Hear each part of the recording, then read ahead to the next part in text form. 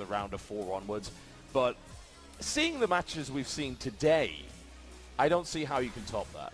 Right? Oh my gosh, it's been sensational matches thus far, and the winner of this match will be the 3rd player to advance to the playoffs. Our first player spawning in the top left-hand corner, the world champion of 2013 StarCraft circuit, here to prove that he's not a fluke. It is Woongjin's sOs!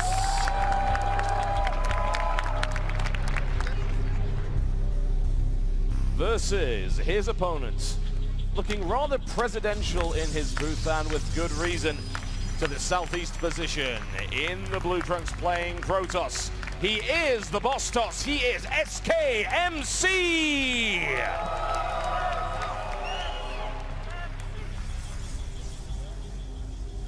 Looks like both players are building pylon and main base, which means that they both didn't accidentally think that it was a Protoss versus Zerg, which is good. At this point in time, it's really just important to talk about how these players tend to recover when they're under pressure. SOS almost exclusively goes for small blink stalker forces as his main pressure force. We see, hello. Look, to hell with all this analysis. Indeed. It's a forge. Yes, it is. And what does that mean? It means that MC has found a clever place to start building cannons, and I don't know where that clever place is yet. I guess we're about to find out. Well, we're going to be starting over there. All right. You know, I like this setup because basically MC can build a cannon and pylon behind that wall, and then cannon and pylon up afterwards on the other side. And because he has that protective ridge, it's very difficult to spot in advance. There goes down cannon number 1. I like the kind of slower cannon style where it's waiting to be effective until a little bit later on. That managed to sneak vision, which absolutely should not have happened. Ah, there he is. He finds that, but he doesn't find the probe, which is up there. He's going to have to find that immediately and somehow react to it. All right, looks like we're seeing a little bit of scouting continue to go on. Zell's being chrono boosted out. At this point in time, SOS only has 1 pylon at the front line, so we're seeing a 2nd cannon, 3rd cannon going down, and another pylon. This is an insane push. Wow. That is an incredibly aggressive pylon in front of the cannon itself, but there is a backup pylon to sort that out. The cannon at the back currently not being all that useful, but this pylon at the front is buying time for those other cannons to actually go up. And you can see SOS doesn't even want to try and dedicate there. Finally, he will dedicate to try and kill the probe. He knows that to chase it around, we waste the DPS. MC dumps cannons right next to the cyber core. Now in this position, SOS is going to try to just knock down this front line for as long as he can. The big key is to get to 100 energy on that mothership core, which will happen in 80 seconds. That is an incredibly long, difficult 80 seconds. The cybernetics core is vulnerable right now. So what this means is that it will fall. There's only going to be about 2 or 3 cybernetics core structures. MC is perfectly canceling while still teching up at home. Well, this is SOS getting a little bit of his own medicine, I feel, and MC is executing this absolutely perfectly, and surprisingly, considering this is a map he's not that familiar with. Uh-oh, it looks like the lava's rising. It's irrelevant at this point in time. We see it rise up along the backside. The map gets a little bit more red, but SOS is already dealing with the stress of about to be down 1 cybernetics core. Well, he's working on that pylon right now, and the damage is still coming in. Will he be able to finish off that pylon prior to the cyber core going down? Oh. Yes, he will! That was a surprisingly strong hold by SOS. He did have to build a 2nd cybernetics core because he was so certain that he'd lose the first, but now he's largely ahead of MC in every regard, and that's a sloppy cannon rush mistake by MC. I mean, he could have built a pylon to be able to defend the cannons, or just build extra cannons to defend that back pylon. And I think MC started to notice and readjust afterwards, and it's a little tiny placement error that's very easy to make, even for an exceptional pro, but it may very well be the downfall, as we're seeing SOS chrono boost his way to a 4-gate push. Some kind of quad gateway rush coming out. A nice little classic cannon into 4-gate. No expansion shall be taken this day by the looks of it. And it's very unfortunate for MC that he put himself in that position, but he made that choice on a map that, as we mentioned earlier, he may not be that familiar with. And unfortunately slightly misjudged its effectiveness. Looks like MC hardly has any units out at this point in time, just trying to desperately get up a mothership core. There's no way that pylon isn't going to go down. Oh, SOS. Right in the face. Is in fantastic position right now. He really is. That mothership core is going to look a little bit sad. It's going to very, very slowly tickle away at those stalkers. Pros have been pulled off the line right now to try and push these stalkers back. Decent focus fire coming out here from MC, but the forward pylon is up right now. There are a lot more gateways for SOS. 7 stalkers to 2 right now. MC maybe going for the slowest when behind Dark Shrine in history, but I don't think that's going to help. But there goes the mothership core. No overcharge for you. This has got to be game coming in. GG. MC with kind of a funky loss in game number 1. It's one of those, you almost call it the understandable loss when you go for a cheese. You say, all right, I have a cannon rush plan.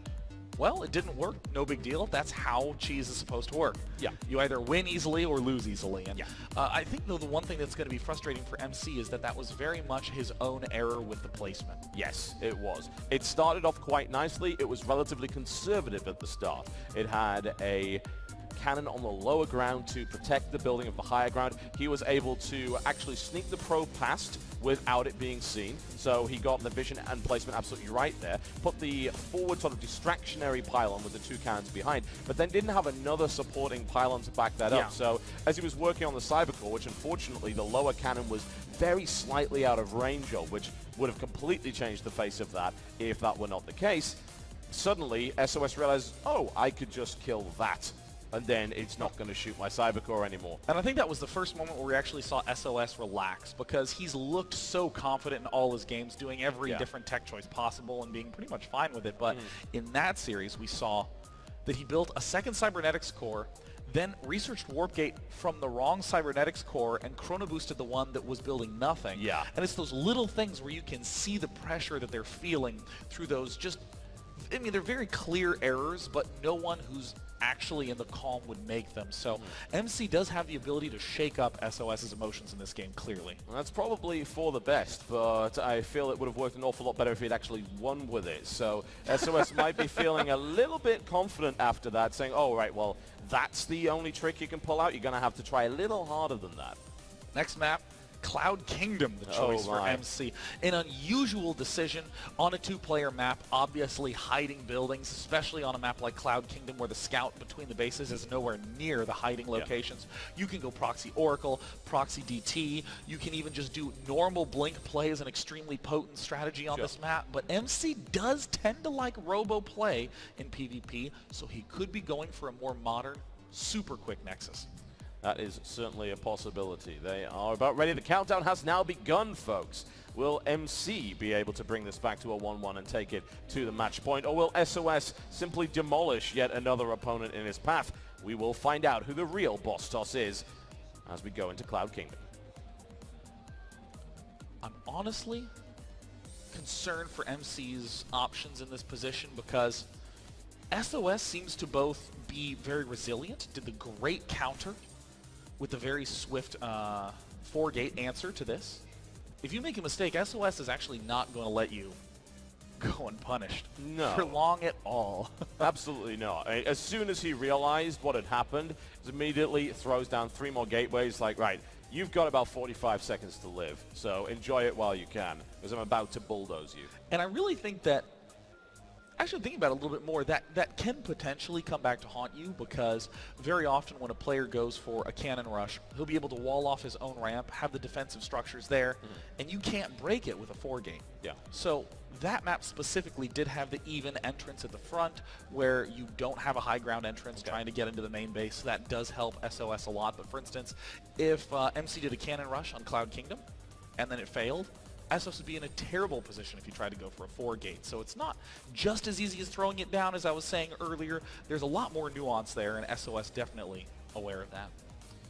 All right, well, we just had to reload the map there briefly, so our apologies for the delay, but the countdown has now once again recommenced, and we'll be heading over to Cloud Kingdom, MC's pick for the next map. I definitely hope to see MC use some of the more modern Heart of the Swarm builds on this Wings of Liberty map. The Mothership Core such an interesting unit in this matchup because it means the faster you expand, the faster you have a huge cannon that can defend that expansion. Yeah, it's nice, isn't it? The idea that you would build a Nexus as quickly as possible in order to defend yourself is kind of the antithesis of what Wings of Liberty actually was in that respect. But now you've got Nexus Cannon, and it is fantastic. So, spawning to the southwest position, currently up 1 game in this best-of-3 series. He is looking to take the clean sweep through to the round of 4 tomorrow. The current world champion, StarCraft 2 in 2013, Wunjin Stars, SOS!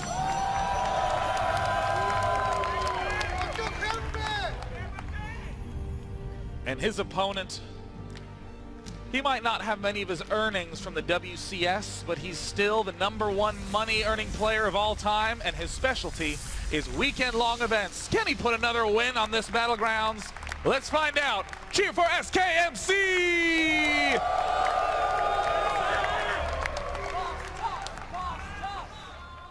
Certainly a very popular and sometimes divisive player, but still able to swing with the best after all these years. And that's what kind of terrifies me about him. He'll turn up at a tournament and just wreck people for a while.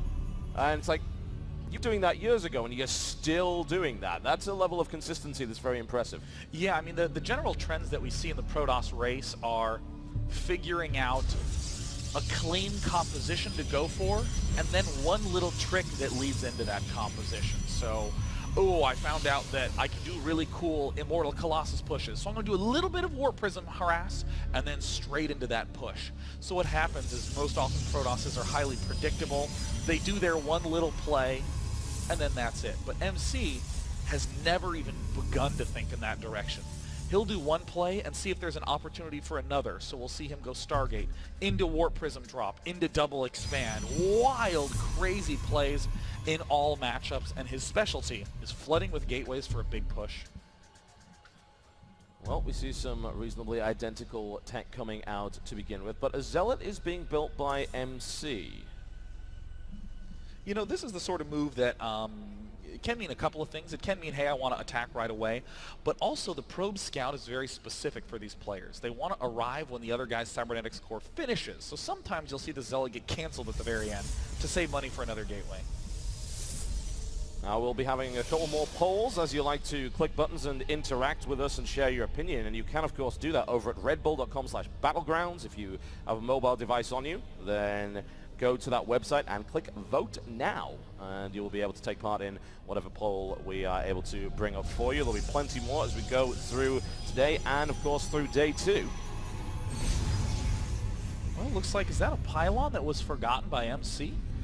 I mean, he could technically be going for a rush play, but I'm just seeing a supply blocked Protoss at this point in time. Yeah. Not quite able, and then there, now it's finally done. SOS going for his usual ultra fast blink. He's not going to go for massive blink. He's going to go for very quick blink, so he can have map control, so he can be flexible.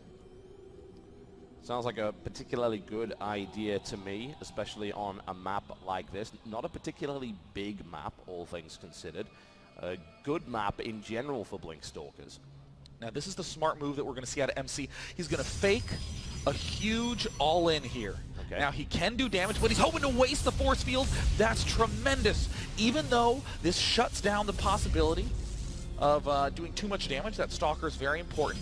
What it means is that there's no Phoenix hallucination scout for SOS. He's going to have to play in the dark. Well, SOS has decided that Blink is perhaps not the ideal tech. He is going all the way through to a Dark Shrine here. And with one gate? Are there no other gateways for SOS? Oh my god. There's 2 more going down. He might just lose to this straight up.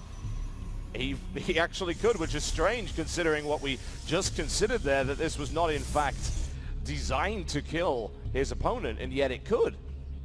Well, it looks like MC senses something fishy. That's a little bit of star sense right there, I've got to say. Wow. I mean, he said, wait a minute. You've gone Sentry Stalker. I don't see another Stalker. I don't see a huge influx of units to transition to Blink. I don't see a Robo. I don't even see a ripple of an Observer. You're probably going Dark Templar. And in fact, what we're seeing is DT and Blink, which is a extremely tech-heavy option right here from SOS. And he's thrown a 4th gateway down on top of that one as well. Oh, hello, hello. We're going to get a scout right there. Oh, The Dark Templar no. is all the way in. The Robo is not done yet here for MC. Oh no, he's gonna have to force field to just keep his units alive, and there it is, it goes down. He's chrono boosting out the Observer, but he needs to throw down another force field. Oh no, he gets it on the wrong side. That is not ideal. It's like they're all competing to see who can sacrifice themselves first to this Dark Templar. This is not going well at all right here for MC, who might have smelled something fishy, but he was not prepared for it. Yeah, I mean, all the units were clustered in the main to deal with an Oracle, the trademark unit of SOS, but a simple DT walk into the front, and that's going to be that. And this is where SOS shines. He's using Blink Stalkers in small numbers at the front, just 4, to contain and to push back while he expands. And you can see the difference in worker count, which in a mirror match is just far more pertinent than anywhere else. Serious damage was inflicted by only that single DT. The investment into the tech very clearly paid off. Now SOS trying to do something, but of course MC is getting just a little bit aggro there. He doesn't want that to get into his base, but Blink is about to be done, and I'm a little bit worried about MC actually overextending. There's a couple of stalkers over to that side, warped in from a pylon that he did not previously see, an incredibly sneaky pylon indeed. Blink's not done yet though, and SOS gets time warped to take some pretty nasty focus fire. Wow. MC fighting back. MC's battling hard, but he's against what you're calling the best player for the Protoss race at the tournament. SOS flooding in with more Blink Stalkers. Not that much that MC can do without that micro potential. Nope, not yet. He had perhaps a small window there to destroy those units before Blink finished, but he wasn't able to quite make that happen. And they're coming in from 2 directions, which makes it infinitely harder to actually deal with. Fantastic focus fire coming in right here from SOS. MC struggling to stay in the game here. Having to force field his ramp from the other side. This is MC buying time. As we see, the worker counts are going to slowly diverge as SOS has his expansion up. And with a mothership core, it's going to be very easy for SOS to defend that. I mean, it's only 4 Stalkers on the field for MC. That is indeed the case, and the probes are coming off the line here. This could be that clean sweep that really proves that, yes, we are in fact dealing with a StarCraft 2 world champion here. The probes get a decent surround and drive his way for the time being. MC, known to like to get aggressive, is able to jump on top of those stalkers. More warp-ins come in, and MC holding for the time being, but the economic situation is looking most dire. I mean, MC with some crazy control tricks here. I don't know if even the best micro can stop SOS's strategy, his positioning, his tenacious ability to continue to stay in these games, to maintain that lead, and MC is forced to sentry on the high ground. Oh man, I think we are rapidly finding out who the real boss toss may actually be, and this guy is the real deal. That is blindingly obvious from the 2 series we've seen, and that is the GG. SOS with a clean sweep and a masterful performance.